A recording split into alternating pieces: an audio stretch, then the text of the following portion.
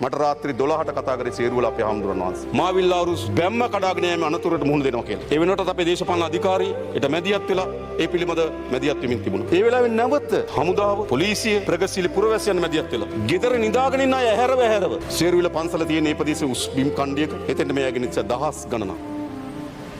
කවුද? අපේ රටේ ත්‍රිවිධ හමුදාව සහ පොලිසිය. හැබැයි ඒ වගේම මා දන්නවා එම මෙහෙයුමේදී විශේෂයෙන්ම අපේ ඉතාමත් නිර්භීත නිර්මාල් සියඹලා පිටිය කියන ගුවන් හමුදා නිලධාරියා ඒ වික්‍රමාන්විත ක්‍රියාදාමය හරහා ජීවිතක්ෂයකපත් වුණා. ඔහු මිය යන මොහොතේදී අනේකාගේ ජීවිතය ගැන කල්පනා කරමින් මිය ගිය මිනිස්සු. එනිසා ඉතිහාසය මේ මිනිස්සුගේ කතාවලින් ලියවෙන බව මතක තබා ගන්න ඕන. මේ වහසේ බස් දොඩවන මිනිස්සුන්ට වඩා අතර මතක තබා ගන්න. ඒ වගේම චුණ්ඩිකුලම් ප්‍රදේශයේ මුවයකට කපන්න ගියා. ඒක ඉතාමත් වෙහෙසකර ව්‍යායාමයක් සහ ඉතාමත් බිහිසුණු ක්‍රියාවක්. ඒ පළාතේ තමගේ ඥාතියෙක් නැහැ. තමගේ මිතුරෙක් නැහැ. ඒත් නාවික හමුදාවේ නිලධාරීන් 5 දෙනෙක්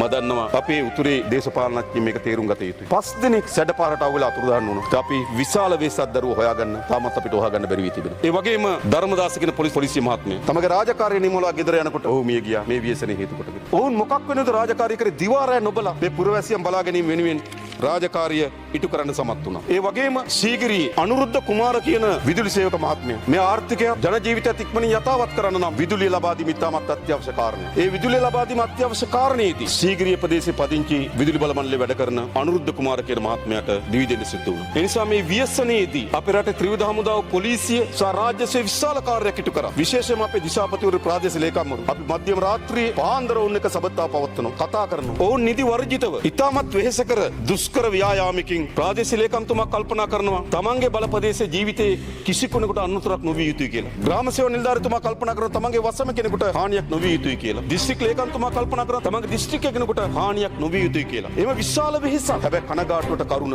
ඒ ව්‍යසන සිද්ධ වෙන වෙලාවේදී සීත කාමරවල හිටපු මහත්තුරු ලස්සනට ඇඳගෙන සුවඳ විලුම් එළගෙන ගිහිල්ලා ඒ දිසාපතිවරයා ප්‍රශ්න කරනවා. කොතනද මේ තියෙන්නේ?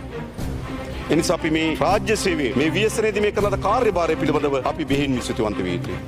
විශාල කාර්යයක් ඉටු කරා. ඒ රාජ්‍ය සේවයට විශේෂම සඳහන් කළ යුතුයි අපේ සෞඛ්‍ය සේවාංශ. මෙවැනි ව්‍යසනයකදී වඩාත් කාර්යක්ෂම ජීවිත ආරක්ෂා කර ගැනීම සඳහා ඔවුන් රැක බලා ගැනීම සඳහා විශාල කාර්යක්ෂම සේවයක් සෞඛ්‍ය සේවාවන් විසින් ලබා දිය යුතුයි. ඒ සෞඛ්‍ය සේවාවන් විශාල කාර්යභාරයක් ඉටු කරා. ඔවුන්ටත් අපේ බෙහෙන් විශ්වතුයි ප්‍රදාන කළ යුතුයි.